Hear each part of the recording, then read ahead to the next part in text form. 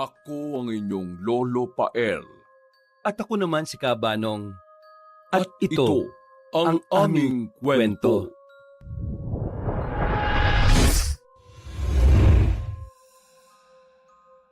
Tay, nandito na po ako. Oh, Jairo anak. Bakit late ka na nakauwi ah? May dinaanan ka pa ba pagkatapos ng klase mo? Wala naman po, Nay. Grabe po kasi. Sobrang hirap ng exam namin kanina. Ang dami po kasing kailangan sagutan. Karamihan problem solving pa. Hindi talaga madali ang kurso ko na electrical engineering eh. Ano ka ba? Okay lang yan anak. Ang mahalaga gusto mo yung kinuha mong kurso. Ay, oo nga po, Nay. Nako, kung hindi ko po talaga hilig ang magbutingting ng mga sirang appliances, nako, matagal na akong nag-shift ng kurso ko. O siya, sige na. Ipahinga mo na ang utak mo. At ikaw magapunan na. Nako, siguradong pagod na pagod ka. Yun! Maraming salamat po, Nay. The best ka po talaga. Ay sus! Nambola pa ang napakalambing kong anak. Tamang-tama. Pinakapaborito mo yung niluto ko ngayon. Dinuguan? Yes! Marami na naman ako makakain ngayon. O sige na. Kumain ka na dyan at baka maabutan ka ng ni tatay. Alam ko naman po yun, Nay. Gabi-gabi na lang umaalis si tatay na parang walang pamilya na inuuwian dito sa bahay. Tapos pag uwi tayo na naman ang pagbubuntunan ng init ng ulo. Anak, pagpasyensyahan mo ng tatay mo ha. Simulat sa pool naman ganun na talaga ang ugali nun. Yun na nga po, Nay. Hanggang kailan po ba tayo magpapasensya? Hanggang kailan po ba tayo magtitiis sa ganitong klaseng buhay kasama siya? Anak, tama na yan. Kumain ka na lang dyan. Pagod lang yan, anak. Sige na, kumain ka na. Nay, mas napapagod po ako kapag nakikita kitang ikaw lang ang kumakayod sa pagtitinda sa palengke para mabuhay ang pamilya natin. Ayaw mo naman po akong payagan na pagsabayin ng pag-aaral at pagtatrabaho. Sabi ko nga po sa inyo, magpa-part-time job ako, di ba? Ay nako, Jairo anak. Please lang. Pwede bang wag na natin pag-usapan yan? Hindi magbabago ang desisyon ko. Ako ang magtatrabaho dahil ako ang nanay mo. Basta mag-focus ka lang dyan sa pag-aaral mo. Ako nang bahala sa mga gastusin natin dito sa bahay. Kayang-kaya ko naman ang pagtitinda sa palengke. Nakakapagod pero ayos lang naman ako, anak. Nay, wag ka po mag-alala. Pagkatapos ko makagraduate at makapagtrabaho po kagad ako, makakalis po tayo sa ganitong klase ng buhay. Iaahon po kita sa hirap. Iwanan natin si tatay. Wala rin namang pagbabago sa kanya. Ngayon pa lang, para rin naman tayong walang haligi ng tahanan sa pamamahay na ito. Gabi-gabi na lang wala. Pag umaga naman nasa mga kainuman niya. Basta Nay, mag-aaral po ako mabuti para makagraduate po ako at makapaghanap ng magandang trabaho. Para mabigyan kita ng magandang buhay. Anak, wag mo namang alisin sa pangarap mo ang tatay mo. Ama mo pa rin yon. Pero, Jairo anak, salamat ha sa pagiging isang mabuting anak. Basta, kahit na ano mangyari, tandaan mo, mahal na mahal kita. Mahal na mahal ko rin po kayo, Nay. O sige na, bilisan mo nang kumain dyan at umakyat ka na sa kwarto mo pagkatapos ha. Magpahinga ka na. Opo, Nay. Yun ang araw-araw na nadadatna ni Jairo sa kanilang bahay. Ang pamilya na kanyang kinalakihan. Ang kanyang ina na naghahanap buhay para sa kanila.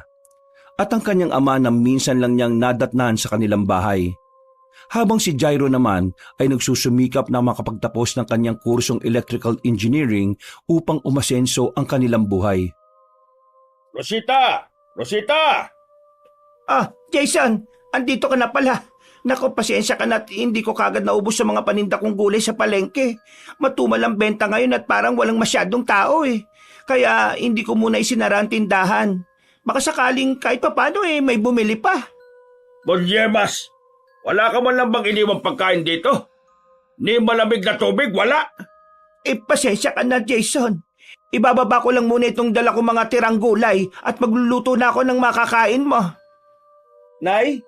Oh, nandito na pala yung magaling mong anak Himala, nandito na po pala kayo, Tay. Akala ko po hindi na ito yung bahay na inuuwian nyo Aba, bastos kang bata ka!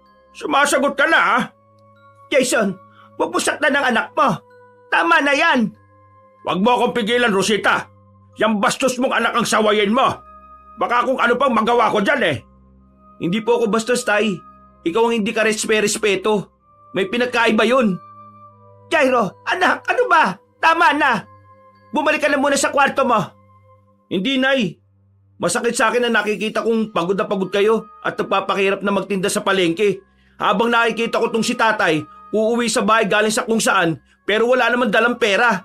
Tapos ano, pagbubuntanan kayo ng galit. Ikaw na nga itong nagpapakahirap na buhayin ng pamilya natin eh. Hindi nga siya naghahanap ng trabaho. Tapos ako, galing ako sa school. Pagod na pagod ang utak sa pag-aaral. Tapos pag-uwi ko, ganyan palagi ang gagawin niya. Sino bang mananahimik kung kailangan ko nang magsalita sa mga araw-araw na nakikita ko sa inyo? Kaya hayaan niyo po ko sabihin ko ito. At marinig ni tatay, galing sa akin. At sino ka para pagsalitaan ako ng ganyan? Pinuhay ka lang namin, Jairo. Wala kang utang na loob ah. Anak lang kita dito sa pamamahay na ito. Kaya manahimik ka dyan. Kung hindi ano? Anong gagawin niyo sa akin, Tay? Sige, gawin niyo na. Ano? Arang awa na ninyo. Tumigil na kayong dalawa. Jairo, anak. Sige na. Umakyat ka na sa kwarto mo. Tama na yan. Sige, Nay. Mas mabuti na nga lang yatang umakyat ako kaysa makipag-usap sa walang kwentang tao. Yan, tama yan. Umakyat ka sa kwarto mo at ayoko makita ang pagmumukha mo. At ikaw naman, Rosita, magluto ka na't nagugutom na ako. Bilisan mo! Pag-akyat ni Jairo sa kanyang kwarto, nagtakip siya ng unan sa ulo at sumigaw ng buong galit. Labis siyang nakaramdam ng sama ng loob dahil sa inastan ng kanyang ama. Kung di lang talaga dahil kay nanay, baka matagal na ako umalis dito sa bahay na ito dahil sa ugali ng tatay kong yan eh. Kakainis! Parang hindi siya ama sa akin ha. Pinapangako ko sa sarili ko. Hindi ako susunod sa mga yapak niya. Kapag ako nagkapamilya, hindi ko siya tutularan. Sa akin mapuputol ang ganong sistema ng pamilya namin. Sana sa ibang katawan na lang talaga napunta yung kaluluwa ko nung ipinanganak ako eh. Sana doon sa mayroong tatay na mapagmahal sa anak na lang. Kung bakit pa kasi dito sa katong ito ako napunti? Kung pwede lang makipagpalit ng kaluluwa eh, matagal ko nang ginawa eh. Kakainis talaga. Ngayon pa na malapit na yung birthday ko. Nagawa pa akong inisin ni tatay. Ay nako, tulog na nga lang. Pagkatapos ng isang linggong pagsusulit ni Jairo sa eskwela, nagkaroon siya ng isang linggong bakasyon. Kaya para makapagpahinga, hindi siya lumabas ng kwarto. At mas ginusto na lamang niyang magkulong at magmukmok dahil ayaw niyang makita ang kanyang ama. Pero maya-maya'y kumatok ang kanyang ina sa pinto ng kanyang silid. Anak, pwede ba akong pumasok sa kwarto mo? Oo naman po, Nay. Bakit po? May kailangan po ba kayo? Birthday mo na sa Miyerkules, hindi ba? 4 na araw na lang yon. Oo nga po, Nay. Magbe-21 na po ako. Nasa tamang edad na po ako talaga para magdesisyon sa buhay ko. Isi-celebrate natin ang kaarawan mo, anak. Ay, huwag na po, Nay. Wala rin naman pong dapat ikasaya eh. Siguradong sisirain lang din naman po ni tatay ang birthday ko. Hindi po ba lagi niyang ginagawa yon? Kada birthday ko na lang, uuwi siya ng lasing, tapos magwawala. Nako, huwag ka mag-alala. Hindi na mangyayari yon, anak. Espesyal ang birthday mo na ito. At hindi natin ito i-celebrate dito sa bahay. Po? Hindi dito sa bahay? Kung ganun, saan po? Tsaka bakit po? Rosita, ano? Nasabi mo na ba kay Jairo? Jason, eto na, sinasabi ko na nga. Ano po ba yun, Nay? Mag-impake ka dahil pupunta tayo sa Zamboanga, sa probinsya ni Papang, ang lolo Julio mo. Po? Bakit? Jairo, anak, doon kasi natin isi-celebrate ang birthday mo.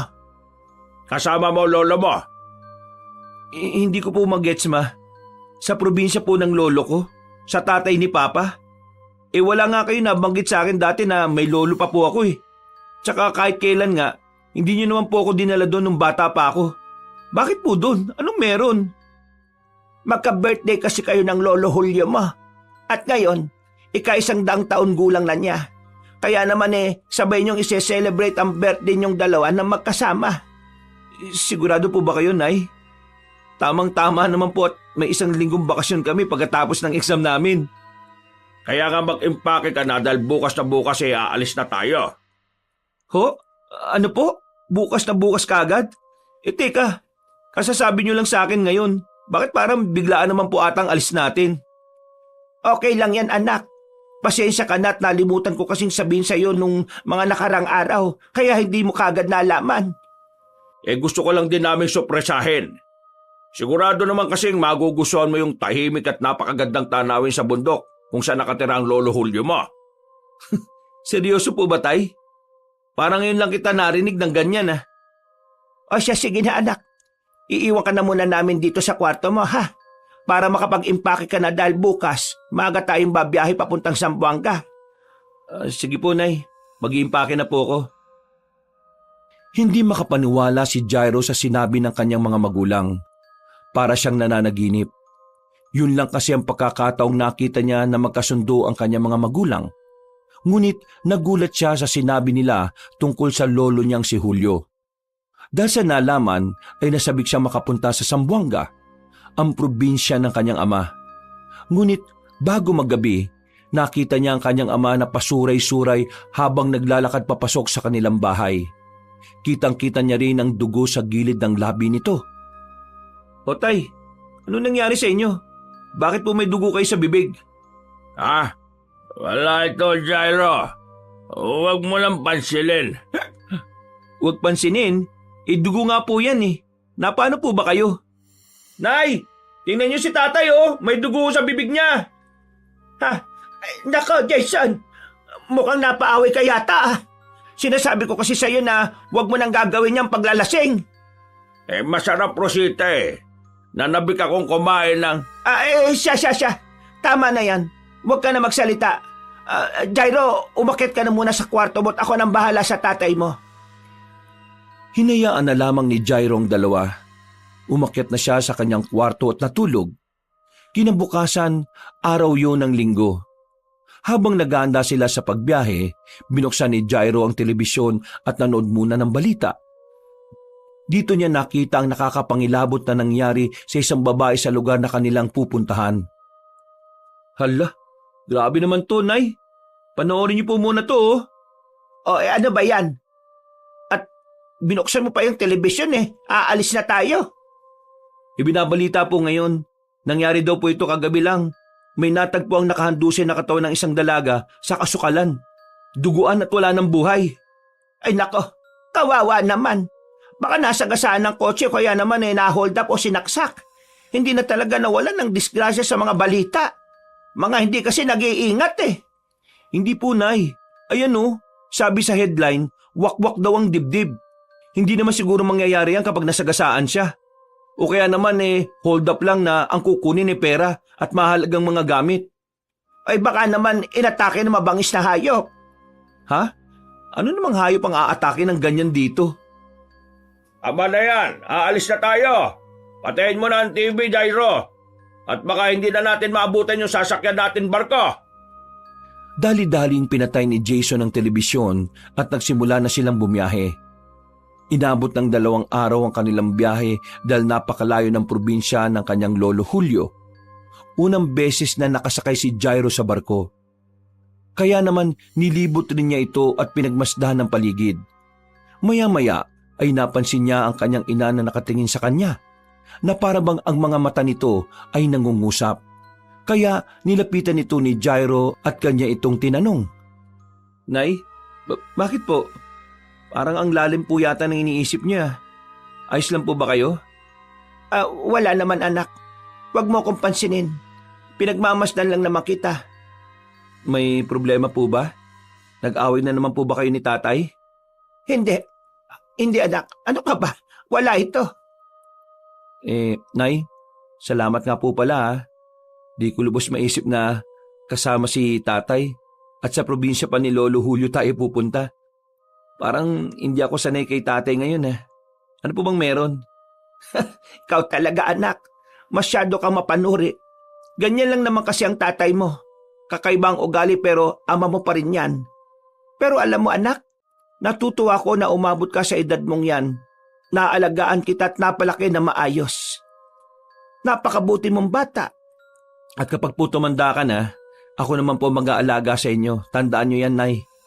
Ay, salamat naman anak. Ang pag-uusap na yon ay isa sa hindi niya makakalimutang bahagi ng kanilang biyahe. Ipinaramdam muli ng kanyang ina ang pagmamahal nito sa kanya. Para kay Jairo, napakahalaga nun, lalo pat ni minsan ay hindi niya ito naramdaman sa kanyang ama. Gabi na, ang mga pasahero sa barko ay nagsimula ng matulog. Tahimik ang paligid, at tanging ihip lang ng malakas na hangin at mga alon ang naririnig. Hating gabi ay nagising si Jairo dahil naiihi siya, kaya bumangon siya upang pumunta sa banyo. Hindi nakalak ang pinto, kaya inakala niyang walang tao sa loob. Pero naroon ng kanyang ama at naabutan niyang naghihilamos ito. O tay, hating gabi na po ah. Bakit gising pa po kayo? Hindi. Nagising lang din ako kasi naiihi ako. Bakit parang naghihilamos po kayo? Ang aga-aga pa po. Ano ba pakialam mo? Sa gusto ko maghilamos eh. Tanong ka ng tanong. Teka, bakit ka nga rin ba nandito? Naiihi rin po kasi ako. Ano pang tinatayo-tayo mo dyan sa pintuan? Di umihi ka na dyan. Makalabas na nga. Visit talaga to. Namalikmata yata ako nang makita kong may dugo ang bibig ni tatay ah. Pangalawang beses ko na itong nakita na ganun siya. May sakit kaya siya? Sumusuka ba siya ng dugo? Ay naku, hayaan na nga. Masamang damo naman siya eh. Matagal yung mamamatay.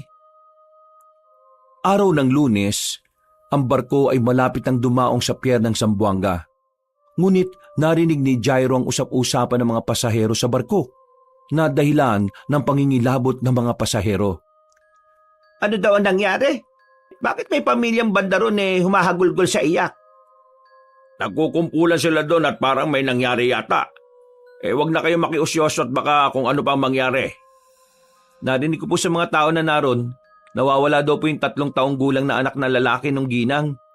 Nagising na lang daw po siya at wala na po sa tabi niya yung bata. Ay sus Maria Josep, pati ba naman dito sa barko may nangyayaring ganyan? Mabuti na lang at malaki ka na anak. Hindi ka na kailangang bantayan. Baka naman kung saan lang nagsuot na sulok-sulok ng barko. Nilibot na po nila yung buong barko pero hindi po nila ito nahanap. Ang nakita lang daw po nila ay isang kapares ng sapatos ng bata na nasa CR. Natanggal po yata sa paa ng bata bago mangyari yung trahedya sa kanya. Ang hinala nila, nahulog daw po sa dagat. May parte kasi sa dulo ng barko na malaki ang awang. Baka dun daw po sumot kaya galit na galit yung asawang lalaki dahil pinabayaan po nung ina na mawalay sa tabi niya yung bata Ay nako, nakakaawa naman. Siya, ang isipin na lang natin ay ang pagpunta natin sa bahay ng Lolo Julio mo. Hayaan na natin sila na ma-resolve ang problema nilang pamilya. Ang pangyayaring yon sa barko ay nagbigay ng masiding takot sa lahat ng pasahero. Ngunit ganun pa man, matapos ang halos 2 araw na biyahe, matiwasay na nakadaong ang barko sa Zamboanga. Grabe, ang haba po pala ng biyahe papunta dito. Pero sulit na sulit dahil ang ganda po talaga dito. Napakasarap ng simoy ng hangin. Sabik na po ako makapunta sa bahay ni Lolo. Nako, sigurado mag-i-enjoy ka dito. Oo nga po, Nay. Siguradong marami din ako makikilala dito ng mga bagong kaibigan kahit saglit lang tayo magbabakasyon. Yan ang wag na wag mong gagawin dito, Jairo. Ho? Bakit po, Tay? Hindi ba ako pwede makipagkaibigan sa mga taga dito? Nandito tayo para i-celebrate ang kaarawan mo, yun lang. Kaya nga po, Tay. Hindi ba dapat meron akong makilala ng mga tao dito para kahit papano may maimbitahan naman tayo sa birthday ko at bumisita sila para makakain ng mga ihahanda natin? Anak, pasensya ka na pero tama ang sinabi ng tatay mo. Po? Teka, bakit po, Nay? Ano po bang dahilan kung bakit hindi ako pwede makipagkaibigan sa mga taga rito? Jason, ikaw na nga magpaliwanag. Jairo, sa bundok kung saan naroon ang bahay na tinitirhan ng lolo mo, hindi ka pwedeng lumabas ni makipag-usap sa mga tao. Wala kang dapat pagkatiwalaan lalong-lalo na sa mga hindi mo kakilala. Kung merong magtanong sa'yo, wag na wag mong sasagutin ng totoo. Lalong-lalo na, wag mong ipapaalam kung saan ka nakatira. Kung tanungin ka nila kung saan ka nakatira, sa ibang direksyon mo ituro. Kung meron man silang ibibigay sa'yo, wag mong tatanggapin. Hindi mo rin dapat hayaan na masundan ka ni man at malaman ang daan pauwi sa bahay ng lolo mo dahil delikado. At siguradong hindi mo matatandaan ang lahat ng sinabi ko sa iyo, kaya ang pinakamaganda mong gawin ay huwag ka na lang lumabas ng bahay hanggang sa makalis tayo sa lugar na ito pagkatapos ng birthday mo. Ho? Ang boring naman po pala ng celebration ng birthday ko. Ano yun? Tayo-tayo lang? Anak, tama ang tatay mo. Sa pagkakataong ito, kailangan mo munang sumunod. Naintindihan mo ba? Sige po, Nay. Mukhang wala naman po akong ibang mapagpipilian eh. Pero ano po bang gagawin ko sa bahay ni Lolo? Baka naman maburyong lang ako dun. Marami naman mapagkakaabalahan dun, anak. Huwag ka mag-alala. Andito naman ako kasama mo. Sasamahan kita sa kung ano ang gusto mong gawin. Masaya na sana ang binata pero nadismaya dahil marami siyang kailangang tandaan ng mga bili ng ama na dapat sundin. Sa dami nun ay isa lang ang naisip ni Jairo. Pinakaligtas na gawin ay huwag nang lumabas ng bahay. Hindi na siya nakapagtanong pa dahil mas nangibabaw sa kanya ang pagkadismaya dahil hindi siya makakaroon ng mga bagong kaibigan sa probinsya ng kanyang lolo Julio. Pagkatapos ng kanilang pag-uusap, ay sumakay na sila ng tricycle upang magpatuloy sa biyahe papunta naman sa bundok kung saan naroon ang bahay ng kanyang lolo Julio. Nang makarating na ang tricycle sa hangganan ng daan, bumaba na sila at nagsimula na maglakad. Dahil may kalayuan pa ang lugar ng kanyang lolo, hindi na umabot doon ang tricycle dahil daang pantao na lang ang meron. Ang layo pala ng bahay ni Lolo Julio. Grabe! Habang pakit ng tricycle, pakapal ng pakapal ang mga puno. Napakasukal at gubat na gubat ang dating eh. Akala ko pagbaba ng tricycle, bahay na ni Lolo. Kailangan pa po pala nating maglakad ng malayo sa daan. Ay nako, makakalayo rin pala ang mga kapitbahay dito. Kaya nga di ba sabi namin sa iyo, hindi madaling makipagkaibigan dito. Malalayo ang ibang mga bahay. At saka, maligaw ka pa pabalik pag sinubukan mo maglibot. Basta, tandaan mo ang biling ko sa iyo, Jairo. Huwag na huwag mong subukang subuway. Bakit nga po ba? Kasi tatamaan ka sa akin pag hindi ka sumunod. Ang dami mong tanong, di mo na lang gawin. Jason, tama na. Ayun, nakikita ko na yung bahay ni Papang. Konting lakad na lang at makakarating na tayo. Ay, salamat naman. Bilisan natin, Jason. At malapit na magdilim. Tingnan nyo at baka may nagmamasid sa atin. Ganun po ba dito? Delikado ang mga tao? Hindi tayo pwedeng makita?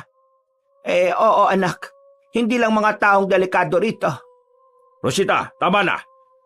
Bakit po? Bukod sa tao, ano pa pong delikado? Mga mababangis na hayop, baboy ramot, asong gubat. Meron yan dito. Kaya sinasabihan kita para hindi ka na mapano. Nakakatakot naman po pala dito. At sa susunod, huwag ka ng maraming tanong ha. Yun ang dahilan ng mga magulang ni Jairo kung bakit hindi siya pwedeng lumabas ng bahay. Dahil sa mabangis na mga hayop na gumagala sa bundok kung saan nakatira ang kanyang lolo Julio. Nang marating na nila ang bahay, namangha si Jairo dahil malaki ito at makaluma ang disenyo. Dalawang palapag ito na merong malalaking bintana at estilo ng bahay ay tila kapanahunan pa ng mga Kastila. Ikinagulat din nila na mag-isa lang ang kanyang lolo Julio na nakatira doon. Matanda na ang kanyang lolo pero malakas pa ito at nakakalakad na mabilis. Masaya silang sinalubong na matandang lalaki. Jason, anak! Abay maligayang pagbabalik dito sa ating bahay at kasama mo pa ang iyong mag-ina. Papang, magandang hapon po. Magandang hapon po, Papang. Rosita, ikaw na ba yan? Ay sus, hindi pa rin nagbabago ang mukha mo. Napakaganda mo pa rin, Ineng. Ang swerte niyo naman at napakaayos na katawan ninyo ngayon. Siya nga po pala, Papang. Si Jairo po, ang apo ninyo. Jairo, anak, magmano ka sa Lolo Julio mo. Magandang hapon po, Lolo Julio. Mano po, masaya po ako makita at makilala kayo. Nako, napakagandang binata naman ng apo kong ito. Ay nako, kayo din po, Lolo. 100 taong gulang na po kayo pero ang lakas-lakas nyo pa rin. Ano po sikreto nyo? Ay nako, hayaan mo't sasabihin ko sa iyo ang aking sikreto. pero hindi muna ngayon. Masaya ako na nandito na kayo, lalo ka na, Jairo. Malapit na akong mas lumakas pa. Napakaswerte ko sa iyo. Napakagandang lalaki mo. Ano po yun, Lo? Ay, ang sabi ko, maswerte ako at may apo kong katulad mo na napakakisig ka ko. Hindi ko po kasi naintindihan kanina. Pasensya na po. Ay, kabata-bata mo ba'y bingi ka na? Tingnan mo, lolo mo. Malayo pa lang rinig na rinig ko na kayong paparating. Papang, ipapasok na po namin ang mga bagahe para makapagpahinga na po ang mag-ama. Ako na lang din po ang magluluto na kakainin natin para sa hapunan mamaya. O siya, tamang-tama. At may mga nakahanda ka ng mga karne at gulay dyan. Ikaw nang bahala, Rosita. Ay sige, tuloy kayo sa aking bahay. Nilibot kaagad ni Jairo ng tingin ang kabuuan ng bahay pagkapasok nila. Habang inihahatid siya ng kanyang ina sa magiging kwarto niya, pag-akyat nila sa ikalawang palapag, namangha ang binata dahil sa lawak ng bahay. Meron sariling sala at may 4 na magkakalayong kwarto. Isa para sa kanyang lolo Julio. Ang pangalawang kwarto naman ay para sa kanyang ina at ama, habang si Jairo naman ay doon pinatulog sa isang kwarto na malapit sa pang-4 na kwarto na hindi raw ginagamit. Nay, grabe po no? Ang ganda pala ng bahay ni Lolo. Ang laki at parang sinaunang bahay. Sa tanda ba naman ng lolo mo nakapagpundar talaga siya ng magandang bahay. Mayaman po pala si Lolo. Bakit parang hindi naman natin ramdam kay tatay? Ano ka ba? Iba naman ang yaman ng magulang sa anak. Sa bumukod ng tatay mo Ay, siya nga po pala, Nay. Bakit po 4 ang kwarto? Mag-isa lang po ang lolo. Oo. Kasi may kapatid na lalaki ang tatay mo. Dito sila dati nakatira. Isa sa lolo mo, sa tatay mo, sa kapatid niya. At ang pang-4 na kwarto para sa mga bisita. Kapatid? Wala naman po kayo nabanggit na meron akong tito. Nako, mahabang kwento yon anak. Tingnan mo nga ang tatay mo sa ugali. Di ba mahirap pakisamahan? Sigurado ako, ganun din ang problema niya sa kapatid niya. Kaya hindi niya kinukwento. Sa bagay. Sana pala nung bata pa ako dinala niyo na ako rito. Ito ang tamang pagkakataon na makapunta ka rito. Dahil espesyal ang araw niyo ng lolo mo sa Miyerkules. Oo nga po O sige po, Nay. Magliligpit na muna ako ng mga gamit ko. O siya, sige. Maiwan na kita dito sa kwarto mo, ha? At magliligpit na rin ako ng gamit namin ng tatay mo. Nang makapagsimula na ako magluto ng pagkain natin para sa hapunan. Pagkatapos ayusin ni Jairo ang kanyang gamit sa loob ng kanyang kwarto at nakapagpahinga ng kaunti, pagkatapos ay lumabas siya at nilibot ang ikalawang palapag ng bahay bago maggabi. Wow! Ang bintahan na. Parang isang malaking portrait. Tapos natatanaw ang napakagandang view ng bundok. Yun nga lang, parang hindi na rin masyadong nalilinisan gawa ng mag-isa na nga lang si Lolo Julio dito sa bahay. Dahil malaki ang kwarto ko, sigurado ako na malaki rin ang kwarto ni Lolo, pati kina nanay. Pero ito kayang pang-4 na kwarto, malaki rin kaya? Matingnan nga. Pwede kang lumibot pero hindi ka pwedeng kumalikot. Naintindihan mo? Ho? Ay, ginulat mo naman ako, Tay. Naintindihan mo? Sagot! Pwedeng lumibot pero hindi pwedeng kumalikot. Opo, Tay. Naintindihan ko po. At ang pinaka-importante sa lahat, wag na wag akong aalis ng bahay. yan! Natanda mo naman pala Dami naman bawal. Ano? May sinasabi ka? Wala po. Siya nga po pala. Para saan tong isang kwarto? Para din sa mga bisita. Kung mas maraming bisita ang darating, ipapagamit yan. Ho? 2 kwarto para sa mga bisita? Oh, bakit? May problema ba doon? Wala po. Sige po. Bababa na lang ako kapag hapunan na. Pagkatapos mag-usap, umalis ang kanyang ama at pumunta sa kwarto ng kanyang lolo Julio. Napatingin naman siya sa nakasaradong silid. Umikot sa kanyang isipan ang mga katanungan. Para saan nga ba yung kwartong ito at bakit mahigpit na ipinagbabawal pasukin? Hindi naman binanggit ni tatay ang sinabi ni nanay na meron siyang kapatid. Siguro, meron nga silang hindi pagkakaunawan kaya hindi niya ito mabanggit sa akin. Siguro, yung bakanting kwarto na ito ay para sa kapatid ni tatay. Pero nakakapagtaka kasi ni isang litrato ng kanilang pamilya ay walang nakadisplay sa buong bahay. Siguro nga hindi ganun kaayos ang pamilya nila. Gusto ko mang maintindihan ng pamilya ni tatay para maintindihan ko rin sana kung saan siya nanggagaling yung ugali niya eh. Pero parang hindi siya bukas para ipaalam to sa akin. Ito ang unang beses na nakarating ako kung saan nagmula si tatay. Kaya gusto ko sanang kunin ang pagkakataong ito na kahit paano makilala ko siya. At baka sakaling ito ang maging paraan para magkalapit kami. Hanggat nandito ko, meron naman akong pagkakataong matuklasan yon. Siguradong malalaman at malalaman ko rin. Makalipas ang ilang oras, nagmuni-muni si Jairo habang nakaupo sa upuan malapit sa bintana. May isang imay sa gilid ng kanyang mga mata na dumaan papunta sa nakasaradong kwarto. At nilingon niya kagad ito. Tay? Ikaw po ba yan? Nay? Tay? Anak, bakit? Nandito kami ng tatay mo sa ibaba. Malapit ang maluto ang ulam para sa hapunan natin. Maya-maya lang kakain na tayo ha. Sige po, Nay. Sige lang po. Teka, nasa baba naman sila nanay at tatay. Ano kaya yun? Matingnan nga. Lumikot ang isipan ni Jairo, kaya binalak niyang silipin ang silid. Nakaramdam siya ng kaba habang papalapit sa silid na yon. Dahil tahimik ang paligid, dinig na dinig niya ang bawat tiyabag sa sahig na ginagawa ng kanyang paa. Maya-maya ay may narinig siyang paghinga sa kanyang likuran. At naramdaman niya ang init nito na dumampi sa kanyang batok kaya bigla siyang napalingon. Ano nakakita ka ng multo? Lolo naman, kayo lang po pala yan. Sino pa bang aasahan mong makita Aapat lang tayong naririto sa bahay. Pasensya na po, Lo. Kala ko kasi kung sino ka ni. Ni hindi ko po kasi kayo napansin kanina. Abay, ano akala mo sa akin? Porque 100 taon na ako uugod-ugod na. Hindi naman po. Nagulat lang po talaga ako sa inyo, Lo. Baka mahilig ka sa kape at ang bata mo pa nervyoso ka na.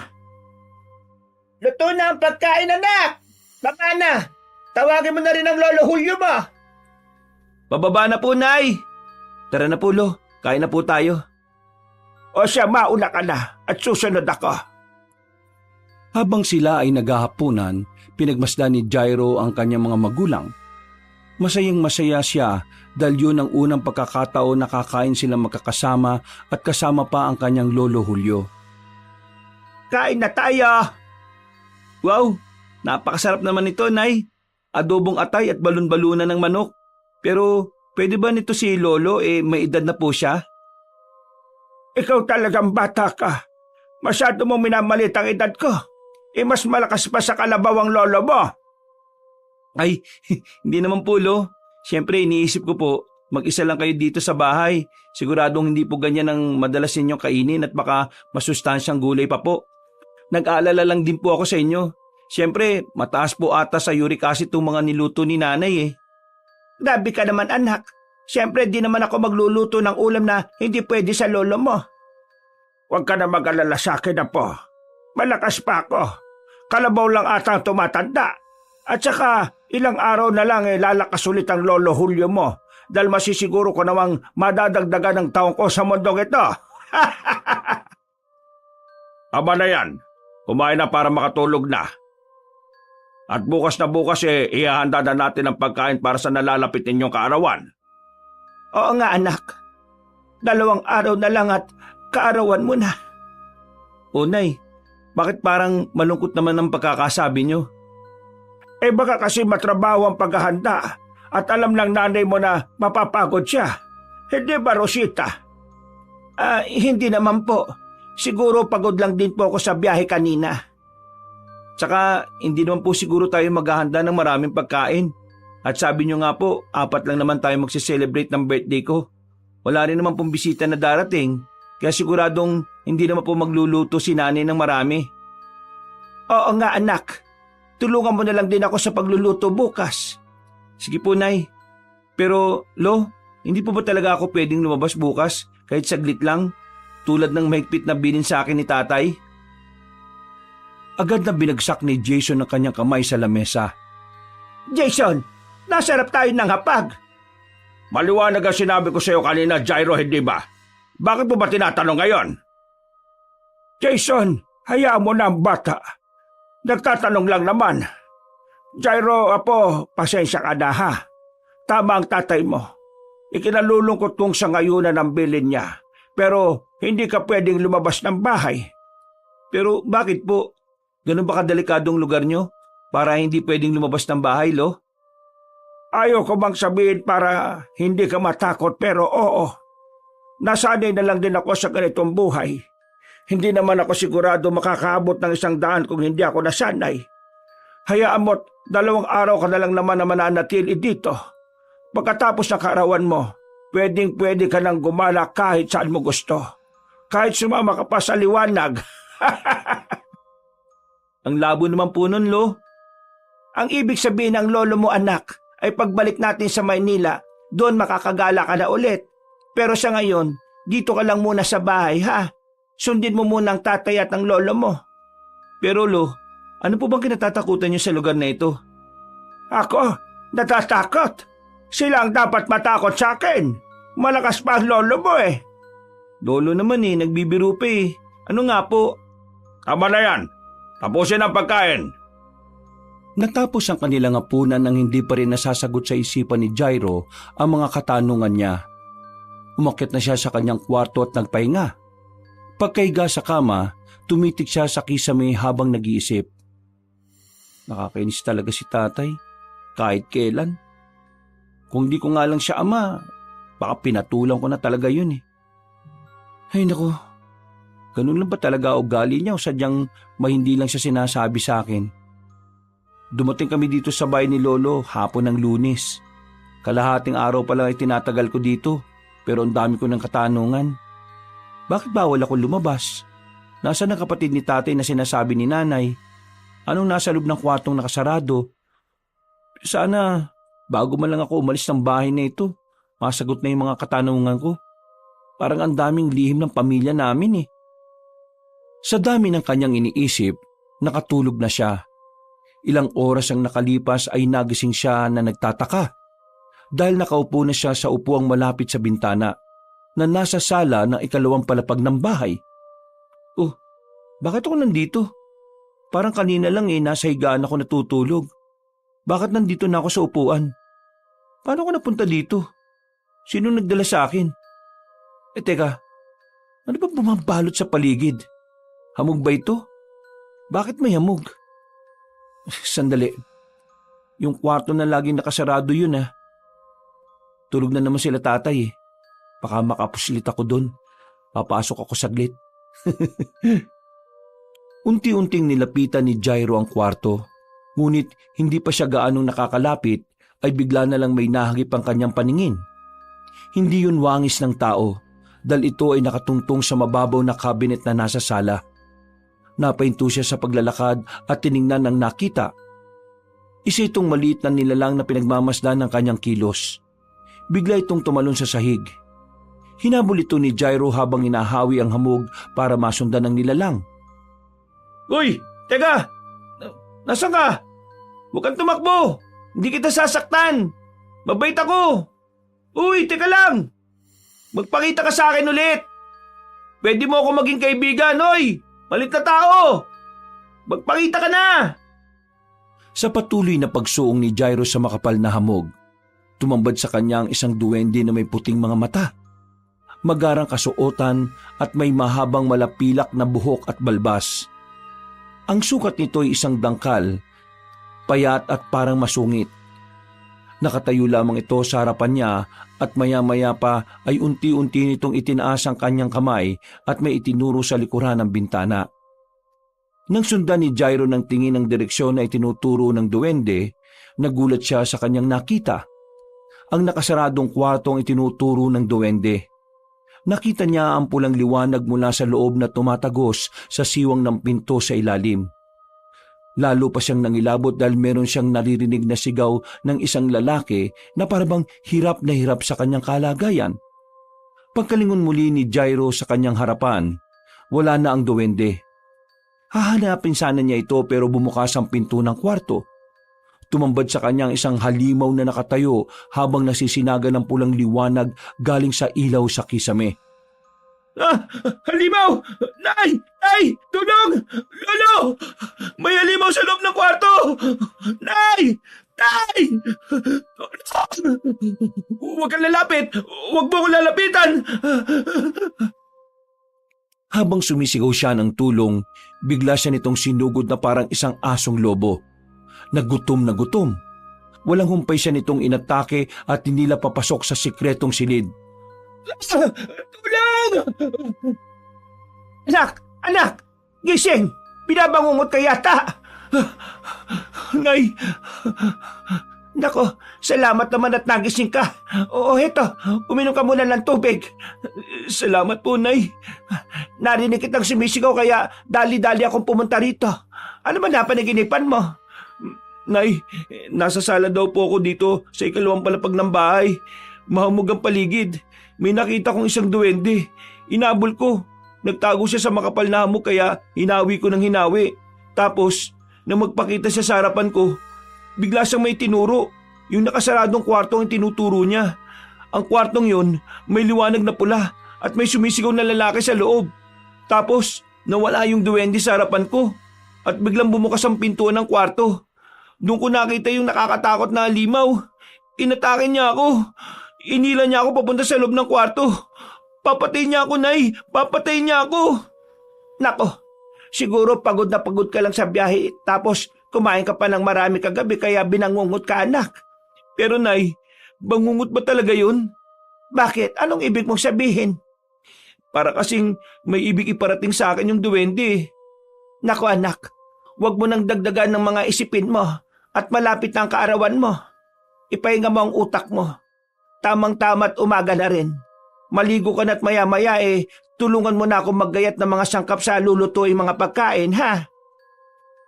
Inaumagahan, hindi pa rin niya makalimutan ng panaginip. Naisip niyang hindi yung basta panaginip lang. May gustong ipahiwatig sa kanya ang duwende. At iisa lang ang naiisip niyang kasagutan. Ang buksan ng kwartong ipinagbabawal sa kanyang pasukin. Pinuntahan ni Jairo ang kwartong yon. Huminto siya sa harapan ng pinto at unti-unti niyang hinawakan ng seradura para buksan. Nadismaya siya dahil nakalakito. Ngunit sa kalikutan ng kanyang isip, dumapa siya at sinubukang silipin ang loob mula sa kakaunting awang sa pagitan ng ilalim ng pinto at ng sahig. Madilim at wala siyang maaninag. Anong ginagawa mo dyan? Ay, naku po, Lo. Ginulat niyo naman po ako. Ang sabi ko, anong ginagawa mo dyan?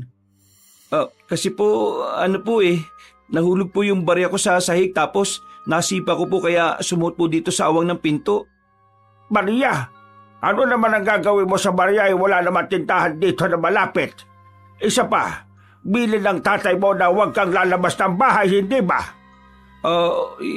Nasa loob po kasi ng short ko.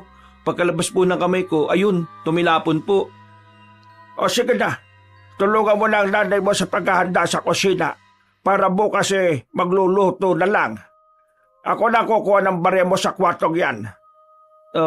Antayin ko na lang po na kunin nyo, Lo. Gaano ba kahalaga yung barya na yan? Ginto ba yan? Hindi naman po, Lo. Ito naman, mapagbiro po talaga kayo. Hindi ako nagbibiro, Jairo. Mahalaga ba ang barya para antayin mo pa kung buksan ng kwarto? Ang barya nga bang mahalaga, Apo? Po? Lo? Ang sabi ko, ang barya nga bang mahalaga o mas mahalaga ang sumunod ka sa iyong lala? Ay, siyempre po ang sumunod sa inyo, Lo. Ito na nga po at aalis na nga po ako. Hindi nagtagumpay si Jairo na makita kung ano ang nasa loob ng kwarto. Pero hindi pa rin siya sumusuko. Habang siya ay nasa kwarto at nag-iisip, bigla siyang tinawag ng kanyang ina. Anak! Jairo, halika na. Bumaba ka na, tulungan mo ako dito. Tulungan mo ako mag-ayat ng mga rekado para bukas diretso na natin lulutuin. Sige po, Nay. Eto na po, nandyan na po. Okay ka lang ba? Bakit ganyan ang mukha mo? Pakiramdam ko po lalagnatin ako dahil sa panaginip ko na yun Ay naku anak, panaginip lang yon. Ano ka ba? Wala yan. Ay teka, naiihi ako. Magbabanyo lang ako saglit ha. Ikaw na munang bahala dito. Saglit lang ako. Nang makaalis na ang kanyang ina, nakita ni Jairo ang kalderong nakasalang sa kalan na may lamang tubig at nakaisip siya ng magandang ideya. Dali-dali siyang kumuha ng bimpo at isinawsaw ito sa mainit na tubig. Idinampi niya ito sa kanyang leeg pagkatapos pigaan. Idinampi niya rin yun sa noo at kilikili matapos pababain ang init ng bahagya. Maya-maya ay naramdaman niya na paparating na ang kanyang ina. Kaya pinunasan niya agad ang basang parte ng kanyang katawan na pinagdampian ng bimpo. At umupo na parang walang nangyari. Saka nag-inarte. Oh anak, bakit nakaupo ka na dyan? Sabi ko sa iyo, gayatin mo ang mga rekados, hindi ba? Nay, parang masama po kasi pakiramdam ko Parang nilalagnat talaga ako. Ha? Masama ang pakiramdam mo? Patingin nga. Pasalat nga ng noo at leeg mo. Ay, nako. Oo nga. Mukhang nilalagnat ka nga. Ganun ba nakaapekto sa iyo yung panaginip mo? O baka naman naninibago ka lang dito sa probinsya? Baka po pareho yun. Nahihilo po ako at parang gusto ko lang po munang magpahinga. O siya, umakyat ka muna sa kwarto mo at magpahinga ka. Ako na munang bahala dito. Sige na, umakyat ka na. Maraming salamat po. Sige po, magpapahinga na po muna ako, Nay. Nang makakyat na si Jairo sa kanyang kwarto, agad niya itong inilak. Pagkatapos ay pumuslit palabas ng bintana. May mga nakauwang na kahoy ang pader ng bahay at ginawa niya itong tungtungan upang makababa ng hindi nahuhulog. Nang siya ay matagumpay na nakababa, nakita niya ang kanyang ama at ang kanyang lolo na nag-uusap. Talaga ba? Nakita ko siyang sinisilip ang uwang sa sahig ng kwarto. Mabuting at ikinandado ko ang pinto. Mukhang gusto niyang pasukin ang silid na yon. Nakita ko rin siyang kinakalikot ang pita ng pintuang yon. Makulit ang anak mo. Hindi mo dapat hayaang ulit-ulitin niyang usisain ang kwarto. Ang susi, nasaan? Huwag ka mag-alala. Hindi niya makikita ang susi. Kapag nabulilyaso ang plano, ikaw rin ang mahirapan, tandaan mo. Nang marinig yun ni Jairo, lalong tumibay ang isip niya tungkol sa sikreto ng kwartong yon. Nabuo ang kanyang isipan na lumabas ng bahay upang alamin ang sagot mula sa ibang tao. Dahil alam niyang hindi sasabihin ng kanyang pamilya. Nang araw na yon, lumabas siya. Binilisan ang paglalakad dahil kailangan niyang makabalik bago magtanghalian. Teka, nasa na ako?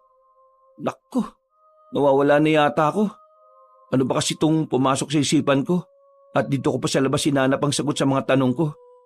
Puro puno naman nandito. Naliligaw na yata ako. Atay, naliligaw ka yata. Opo, Manang.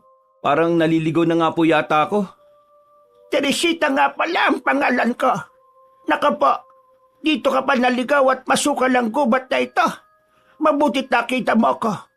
Dito kasi ako naghahanap ng mga halamang gamot na gagawin kong mga langis. Oo nga po Hinahanap ko po yung pabalik sa amin. Siya, dayo ka lang dito sigurado ako. Halata namang taga-syudad ka dahil sa kutis mo. Saka kung taga rito ka hindi ka maliligaw. Opo, bumisita lang po ako sa lolo ko. Dito po ako magse-celebrate ng birthday ko. Saan ka ba nakatira? Baka sakaling kilala ko at maihatid kita sa inyo. Nang marinig ni Jairo ang tanong ni Manang Teresita, naalala niya ang bilin ng kanyang ama na huwag magbibigay ng kahit anong impormasyon kahit ang daan papunta sa kanilang bahay ay hindi din pwedeng sabihin. Kay Lolo Piping po. Basta po, kubo lang po yun na maliit. Ha? Piping ka mo? Aba, dito na ako lumaki sa lugar na ito at tumanda. At halos kabisado ko ang lahat ng bahay dito. At kilala ko rin ang mga nakatira pero sigurado ako na walang Piping na nakatira rito. Hindi ko po kasi alam ang tunay niyang pangalan eh. Kasi ngayon ko lang din po siya nakilala. Pero Lolo Piping po kasi ang tawag ko sa kanya. Ay, ganun ba? O siya, kung ganun hindi na kita matutulungan dyan. Mahirap maghanap ng bahay nang hindi ko naman kilala. Sige po, hanapin ko na lang po ang daan pa uwi. Makikita ko rin po yun. O siya, sige. Pero huwag kang magpapagabi, ha? Nako, delikado rito. Hindi ka dapat abutan ng dilim dito. Bakit niyo po nasabing delikado ang bundok na ito? Lalo na po pag madilim. Ano po bang meron dito? 2 balbal. Uri ng aswang. Sinasabing napakatagal na panahon nang naninirahan dito ang 2 balbal na yon. Namimerwisyo ito sa mga taga rito. Nilalapa ang mga alagang hayop at minsan pa ay nakakapambiktima ang mga ito ng mga tao. Aswang po? Ibig sabihin po, totoo mga aswang? May aswang dito sa bundok? Oo, ang 2 balbal na yon ang kinatatakutan dito sa amin. Nung bata pa ako, malimit na mambiktima ang balbal, pero katagalan, madalang na. Bakit po hindi niyo subukang hulihin? Ay nako, Totoy. Manilenyo ka nga at walang alam sa mga nangyayari dito. Ilang beses na namin ginawa yan, pero tuso ang mga aswang na balbal at sadyang malakas. Sa bawat pagtangka naming tugisin, may isa sa mga taga rito ang namamatay. Kaya minabuti na lamang naming huwag gambalain ng mga aswang. At hayaang manginain ng mga alagang hayop kesa tao ang biktimahin. Ganun po ba? Pero huwag kang magpapaabot ng gabi dito ng mag-isa sa gubat at hindi agad makakauwi. Huwag mo nga sana sasantuhin ka ng mga balbal na yon. Baka hindi ka na makauwi sa inyo at hindi mo naabutan ng karawan mong bata ka. Sige po, alis na po ako. Teka, kung sakaling abutan ka na nga ng dilim, ay heto, tanggapin mo ito. Ang maliit na boteng ito ay langis galing sa katas ng halaman dito lang matatagpuan sa bundok. Mabisa ito na pangontra sa aswang para hindi ka malapitan. Naku manang, huwag na ho, nakakaya ho. Sige na, tanggapin mo na.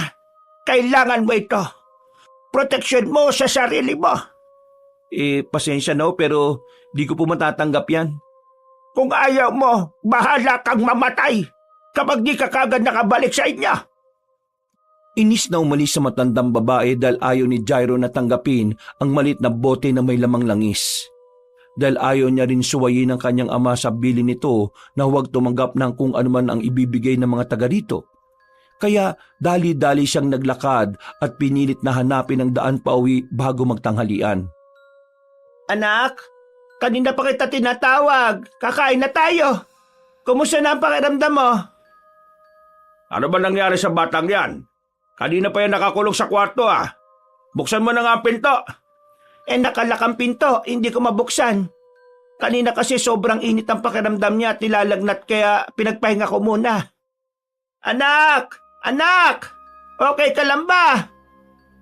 Papang, kunin mo na nga yung susi at buksan mo na nga ang pinto. Eto na.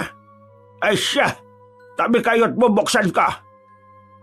Pagkabukas ng pinto, O anak, bakit hindi ka sumasagot? Akala ko kung napano ka na. Kanina pa kami tawag ng tawag sa'yo. Pasensya na po, Nay. Nangihina po kasi ako O ba't parang hingal na hingal ka at pawis na pawis? Kasi po... Ay nako, sige lang. Maganda yan at pinagpapawisan ka na. Ibig sabihin nawawala na ang lagnat mo. Oo nga. Nako, ingatan mo ang katawan mong yan. Hindi ka dapat magkasakit. Ako ang mapiperwisyo dyan. Matanda na ang lolo mo, Jairo. Ingatan mo sarili mo. Baka mahawaan mo pa si Papang. Mas maiging ikaw ang magkasakit dahil bata ka pa kaysa sa lolo mo. Jason naman, huwag ka naman magsalita ng ganyan. Tama na. Siyang tunay naman, Rosita. Kaya magpagaling kang bata ka. O siya, iwanan na muna natin yan at hatiran mo na lang ng pagkain, Rosita. Sa baba na tayo kumain. Tara na, Jason. Sige po, Papang. Magpahinga ka na, anak, ha? Tama yan at napapawisan ka. Naku, basang-basa ng pawis ang likod mo. Palitan mo na ang damit mo at baka mabinat ka pa. Sige po, Nay. Salamat po. Oh, bakit may mantsa ng lupa tong damit mo? Nagkulong ka lang naman dito sa kwarto. Baka po kanina sa baba nung pag-akyat ko, nasagi ko po yung halaman sa paso na nasa gilid ng hagdan. Sa sobrang hilo ko po. Ay, ganun ba? O siya, sige. Maiwan na kita dito at hatiran na lang kita ng pagkain. Muntik nang mabuko ang pagpuslit ni Jairo sa labas. Buti na lang ay nahanap nito ang daan pabalik at nagkukumahog na tumakbo. Sa puntong naririnig na niya ang sigaw ng kanyang mga magulang at kinakatok ang pinto ng kanyang kwarto na nakalak, ay naroon na siya malapit sa tapat ng bintana at umakyat na sa mga nakauwang na kahoy sa pader. Sa muling pagtawag ng kanyang ina, ay sinagot na niya ito. Pasok lang po, Nay. Hindi po nakalak ang pinto. Jairo, apo. Ito na ang pagkain mo. Ay, Lo, bakit kayo pa yung nagdala ng pagkain ko? Sabi ko sa nanay mo, ako na ang magdadala. At kanina pa pagod na pagod yung kakaikot sa kusina para magluto dahil hindi mo naman natulungan. Naku, pasensya na po, Lo. Pakilapag na lang po yung pagkain ko sa mesa na nasa sulok at kukunin ko na lang po mamaya. Baka mahawa pa po kayo sa akin pag lumapit kayo. May sakit ka nga ba talaga? Po?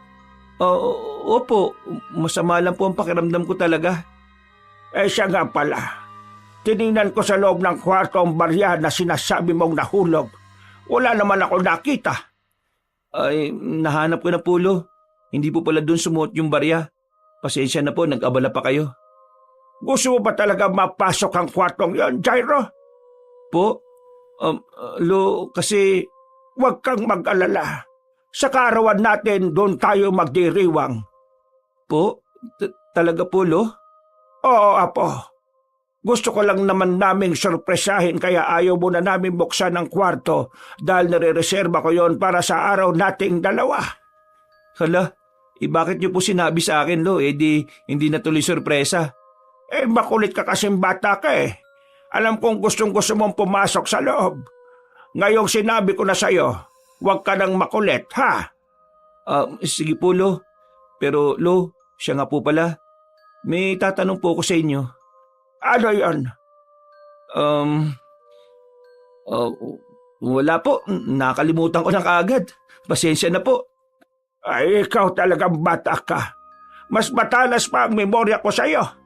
O siya, bababa na ako. Kumain ka na dyan. Sige po, Lo. Salamat po ulit. Itatanong sana ni Jairo sa kanyang lolong tungkol sa aswang na sinasabi ni Manang Teresita, pero naisip niyang mabibisto siya sa kanyang ginawang pagtakas, kaya hindi na niya itinuloy ang pagtanong. Napanatag na rin naman siya dahil nalaman niyang sorpresa pala nila sa kanya ang nasa loob ng nakasaradong kwarto. Kinagabihan, mula sa mahimbing niyang pagtulog, muli siyang nagising sa upuan na nasa sala ng ikalawang palapag ng bahay. Katulad ng nauna niyang panaginip, muling nababalot na makapal na hamog ang paligid. Ngunit sa pagkakataong ito, alam na ni Jairo na nananaginip siya. Kaya luminga-linga siya sa paligid upang hanapin ang duwende. Duwende! Duwende! Magpakita ka sa akin! Duwende! Umalis ka na rito! Nasaan ka? Umalis ka na rito! Umalis ka na! Bakit mo ako ginagambala sa pagtulog ko? Anong gusto mong sabihin? Umalis ka na rito! Huwag ka nang babalik dito! Teka, bakit? Sabi mo sa akin kung bakit. Hindi mo gugustuhin malaman! Hindi mo gugustuhin malaman! Habang galit na umaalingaw-ngaw ang boses ng duwende, muli niyang narinig ang sigaw ng lalaking nahihirapan. Napatingin siya sa kwartong pinanggagalingan ng sigaw. Bumukas na ang pinto. Tumambad sa kanya ang halimaw. Dahil alam niyang nasa panaginip lamang siya, buong tapang niya itong hinarap. Hoy, ikaw! Anong ginagawa mo sa bahay ng lolo ko, ha? Anong ginagawa mo sa kwartong yan? Sino ka? Huwag kang tumayo dyan. Hindi na ako natatakot sa'yo. Alam kong hindi mo ko kayang saktan. Hindi mo ako mapapatay. Ngayon, sabi mo sa akin, bakit patuloy mo akong ginagambala sa panaginip ko? Anong gusto mo sabihin? Anong meron sa kwartong yan? Sumagot ka! Umatungal na parang mabangis na hayop ang halimaw. Buong tapang namang umatake si Jairo. Malapit nang makapasok si Jairo sa loob ng kwarto nang bigla itong sumara. Kasabay nito ang pagkawala ng sigaw ng lalaking nahihirapan. At ang atungal ng halimaw. Tumahimik ang paligid. Nagtaka si Jairo at tumalikod na parang bumalik sa paghahanap sa duwende. Nakita niya ang isang lalaking duguan ng dibdib. Nakatitig lang ito sa kanya at parang hirap na hirap. Sumigaw si Jairo sa takot at muling nagising. Bumalikwas siya mula sa pagkakahiga at napansing basang-basa siya ng pawis. Tumayo siya para buksan ang bintana. Nakita niya ang bilog na buwan. Hindi lang yung basta panaginip. At sinong lalaking duguan ng dibdib? Hindi lang sorpresa sa karawan ko nakatago dun sa kwartong yun. Sinabi lang ni Lolo yun para hindi ako mangulit. Meron talaga silang itinatago dun. Kailangan ko malaman kung ano ito bago kami mag-celebrate ng birthday namin. Dahil mukhang wala naman talagang balak si Lolo na buksan ang nakasaradong kwarto eh. Habang nag-iisip si Jairo ang bulto ng tao na naglalakad sa bakuran, inakala niya na ito ay ang kanyang ama. Para masiguro kung sino yon, muli siyang lumabas mula sa bintana upang manmanan ito. May kadiliman ang paligid kaya hindi maaninag ni Jairo ang nilalakaran. Nadulas siya at dumaus-us pababa. Bago makatayo, ay tumambad sa kanya ang halimaw na nasa kanyang bangungot. Kinilatis niya ng mabuti ang nilalang na nasa kanyang harapan. Nalaman niyang ito ang aswang na balbal na sinasabi ni Manang Teresita. Ang balat nito ay kulukulubot na nangingitim. Ang buhok naman ay parang nalalagas. Ang mga kuko ay mahahaba. Naglalaway ang bibig at may naglalakihang mga pangil. At ang mapupulang mata nito ay nanlilisik at tanda siyang lapain. Kaya sumigaw siya ng ubod ng lakas para humingi ng tulong. Aswang! Wag! Wag mo akong lalapitan! Wag! Nay! Tay! May aswang! Jairo anak! Ay, Jairo! Anong ginagawa mo rito sa labas? Anak, dali, pumasok ka! Ano bang naisip mo't lumabas ka? Nay, merong aswang! Kitang-kita ko! Nasa harapan ko siya kanina! Nasaan? Wala naman ah! Ano ba pinagsasasabi mo? Nandyan po, nakatayo siya kanina dito. Baka guni-guni mo lang yun, anak. Hindi po ako namamalikmata. Totoo po sinasabi ko. Diyos ko, puno ka ng gasgas. Ano ba yan? Ingatan mo naman yung katawan mo. Kahit hanggang kaarawan mo lang. Pasensya na po talaga. Hala, pumasok ka na sa loob. At ano bang ginagawa mo dito sa labas gabing-gabi na? Diyos ko naman, anak. Ano bang pumasok sa isip mo't nandito ka sa labas, ha? Sagutin mo ang tanong namin pagkapasok natin sa loob. Tara na! Pagpasok nila sa loob, doon siya inusisa ng kanyang mga magulang tungkol sa nangyari. At wala siyang magawa kundi sabihin sa kanila ang lahat. Buti na lang at tulog na tulog ang lolo mo, kung hindi, mabubulabog yon. Sabihin mo nga sa amin, bakit ka nasa labas? Binangungot po ako ulit. Pagkagising ko po, binuksan ko yung bintana para magpahangin. Tapos may naaninig akong anino sa bakuran. Bumaba ako mula sa bintana. Sa sobrang dilim ay hindi ko makita yung tinatapakan ko kaya dumaus-us po ako at nahulog. Ibig sabihin kaya mong lumabas ng bahay mula sa bintana ng kwarto mo? Sorry, Tay. Yung mancha ng lupa sa damit mo nung tanghali na nadatnang ka namin pawis na pawis. Lumabas ka doon, Ana. Sorry, Nay. Let's check ang bata ka. Anong bilin ko sa'yo? Huwag na huwag kang lalabas ng bahay, hindi ba? Pero sa labas po ng bahay na to, nasagot ang katanungan ko na hindi niyo masabi-sabi. Sasagot ka pa, ha? Sige, anong gagawin niyo sa akin, Tay? Bakit hindi niyo sa akin masabi ang tungkol sa aswang? Mas mahirap bang sabihin na lang sa akin ang dahilan kung bakit hindi ako pwedeng lumabas?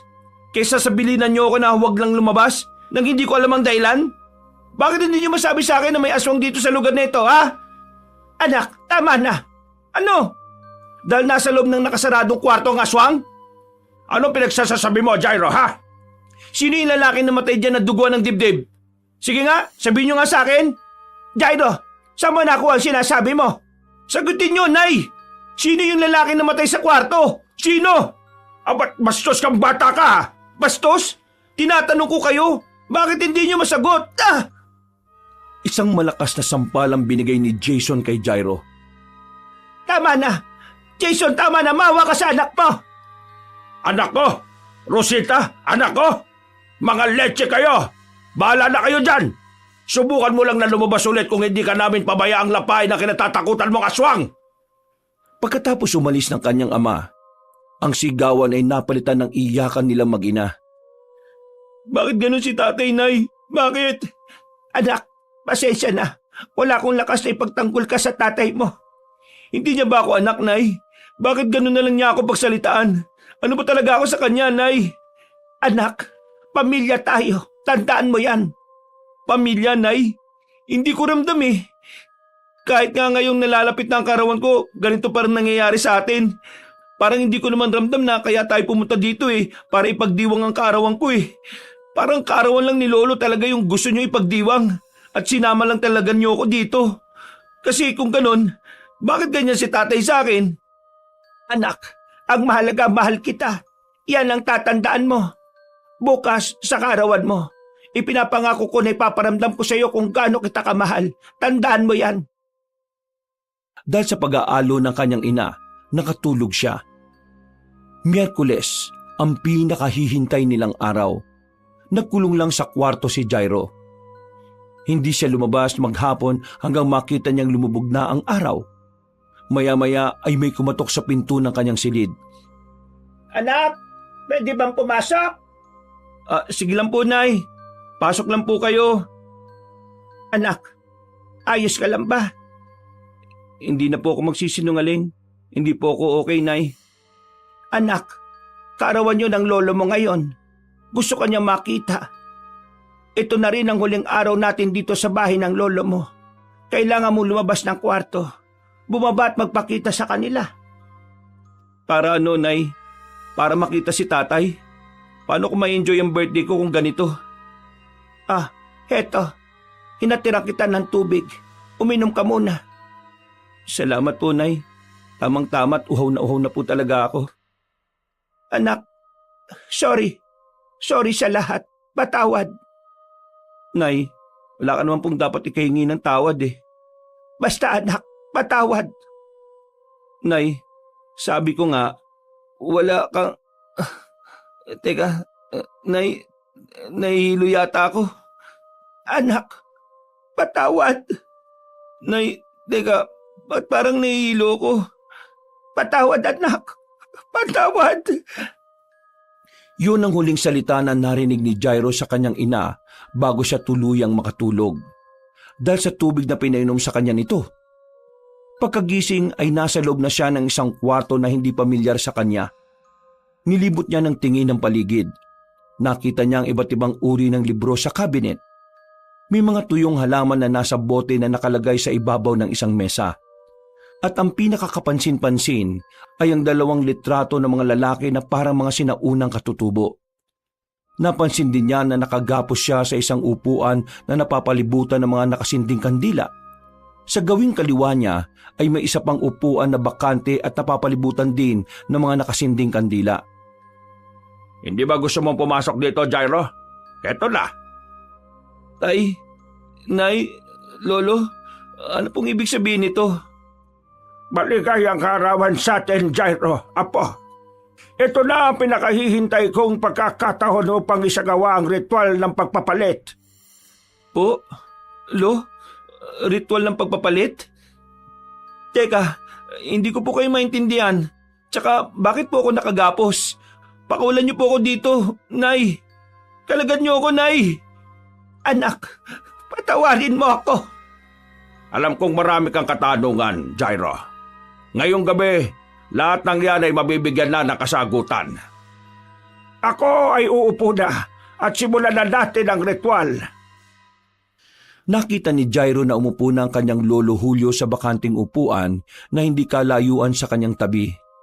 Ang kanyang ina naman ay nasa gilid lamang at nakayuko, ni hindi siya matingnan sa mata. Habang ang kanyang ama ay nasa kanyang harapan at titig na titig sa kanya. Bago namin isagawa ang ritual ng pagpapalit, bibigyan kita ng pagkakataong malaman ang lahat, Jairo. Ang nakita mong aswang kagabi ay ang iyong lolo Julio. Ano? Si Lolo ang aswang? At hindi lang siya ang aswang sa lugar na ito. Pati ako. Kami ay mga aswang na balbal. Ha? Ano? Kaya pala may nababalitang mga biktima dito. Si Lolo po ba may gawa? Tapos yung nakita kitang naguhugas ng bibig mo sa loob ng banyo sa barko, may bata na nawawala kinabukasan. Ikaw tayong may gawa nun? Tama ka, Jairo. Alibaw ka! Walang iya ka! Napakahayop po! Ipinapasa namin sa susunod na henerasyon ang itim na binhi na nagbibigay sa amin ng kakayahan upang maging isang malakas na aswang.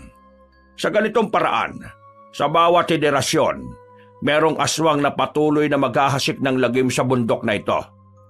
Hindi kami namamatay kahit ilang taon pa ang lumipas kung hindi namin ipapasa ang binhi sa aming susunod na salinlahi. Yon ang isa sa sumpa na kayang ibigay ng itim na binhi. Hindi susuko ang kaluluwa namin na kumapit sa katawang lupa kahit ito ay patuloy na tumatanda at naaagnas. Kapag ito ay aming naipasa na sa susunod na magmamana, mawawala ng lakas na binibigay ng binhi sa amin at ang katawan namin ay kusang mawawalan ng buhay. Kung ganun po, ibibigay ni Lolo Julio sa akin ng itim na binhi. Ayoko! Ayoko pong tanggapin! Ayoko maging isang aswang, Nay! Tulungan niyo ako! Pakawalan niyo ako rito! Gano'n na nga. Pero huwag ka mag-alala, Jairo. Hindi pa dyan nagtatapos ang lahat. Oo, ipapasa ni Julio sa iyo ang binhi. Pero hindi mo rin naman masisilayan ang iyong buhay bilang isang aswang. Po, bakit? Anong gagawin niyo sa akin? Mula nang maipasa ng aming mga magulang ang binhi sa aming dalawa ni Julio, lubos kaming nahumaling sa lakas na ibinibigay sa amin ng sumpang ito. Para sa amin, ito ay hindi sumpa, kundi isang biyaya. Kaya naganap kami ng paraan upang mapanatili ito sa amin ng mahabang panahon. Dahil ayaw namin itong ipasa sa susunod na henerasyon at gusto naming angkinin ang kapangyarihan na ito. Dito papasok sa Excel ang iyong ina. Naganap kami ni Jason ng mangkukulam na makapagbibigay sa amin ng solusyon. At nakita namin si Rosita, isang makapangyarihang mangkukulam na gumagawa ng ritual ng pagpapalit upang siya ay mabuhay na matagal dito sa mundo. Nag-aanak siya ng babae at ito ay inaalagaan upang mapalaki hanggang sa ito'y magdalaga. Kapag naramdaman na niya ang panghihina ng kanyang katawan dahil sa katandaan, isinasagawa niya ang ritual ng pagpapalit upang mailipat ang kanyang kaluluwa sa kanyang anak na dalaga at makuha ang katawan nito. Ang kaluluwa ng dalaga ay mapupunta sa matandang katawan at kasama itong mamamatay, habang ang kaluluwa ni Rosita at ang bago niyang katawan ay mamumuhay muli sa mahabang panahon at paulit-ulit niya itong ginagawa. Hindi, Nay. Hindi ito totoo. Sabihin niyong hindi ito totoo. Imposible ito. Imposible! Anak, atawad. Nakipagkasundo sa akin sina Julio at Jason. Wala akong magagawa. Kung hindi ko sila tutulungan, hindi nila ako titigilan. Hanggat hindi nila ako napapatay. Kaya tinutulungan ko sila, kapalit ang proteksyon nila sa akin. Anong klaseng mga tao kayo? Ang tunay na Jason ay anak ni Julio. Ang kaluluwa na nasa katawan ni Jason ngayon ay ang kaluluwa ng kapatid ni Julio. Nang maipasa ko ang kaluluwa ni Jason sa bago niyang katawan, pinakasalan ko naman ang isa pang anak ni Juliong si Jairus. Siya ang dapat napapasahan ng kaluluwa ni Julio. Kung ganun, may kapatid nga si tatay? Oo, pero dito sa kwartong ito, sa pagsasagawa namin ng ritual ng pagpapalit noon, sinaksak niya ang kanyang dibdib at namatay. Yon ang dahilan kung bakit nanatiling matanda si Julio, dahil hindi naging matagumpay ang ritual ng pagpapalit. Ang lalaki sa panaginip ko. Kung hindi sana nagpakamatay ang hayop na Jairus na yon, sana'y nanatili pa rin kaming magkapatid ni Julio sa susunod na henerasyon. Ngayon, kung ipapasa niya sa iyo ang kanyang kaluluwa, magiging mag-ama pa rin kaming dalawa. Ibig sabihin, hindi niyo talaga ama si Lolo Julio? Magkapatid kayo? Simula pa nung una? Oo, at ngayon, ipapasa ko ang aking kaluluwa sa anak ni Jairus. Po, ibig sabihin? Oo anak, Bago namatay si Jairus, iniwanan niya ako ng anak. At ikaw yon. Si Jairus ang tunay mong ama. Yun ang dahilan kung bakit gano'n na lang ako tratuhin ni tatay. Dahil hindi kita ama. Tama ba? Wala akong pakialam sa nararamdaman mo sa akin. Ang malaga, Jairo, may pasada ng mahal kong kapatid ang kanyang kaluluwa sa iyo. At muli kami magsasama upang maggasik ng lagim dito sa probinsya at mamuhay muli sa susunod na henerasyon. Hindi makapaniwala si Jairo sa kanyang nalaman. Hindi niya inakala na ang kinalakihan niyang mga magulang ang siyang tutuldok sa kanyang buhay. At ang nakilala niyang lolo ay magpapasa ng itim na binhi at kaluluwa sa kanyang katawan. Ipinikit na lang ni Jairo ang kanyang mga mata at unti-unting tinanggap ang kanyang kapalaran. Rosita, simulan mo na! Makakamit ko ng muli ang bagong buhay. Ilabas mo na ang itim na binhi, Julio, at isasabay ko ang pagpapalit ng inyong mga kaluluwa. Ito na, Jason. Ipalunok mo sa kanya kapag ito'y akin ang nailuwa.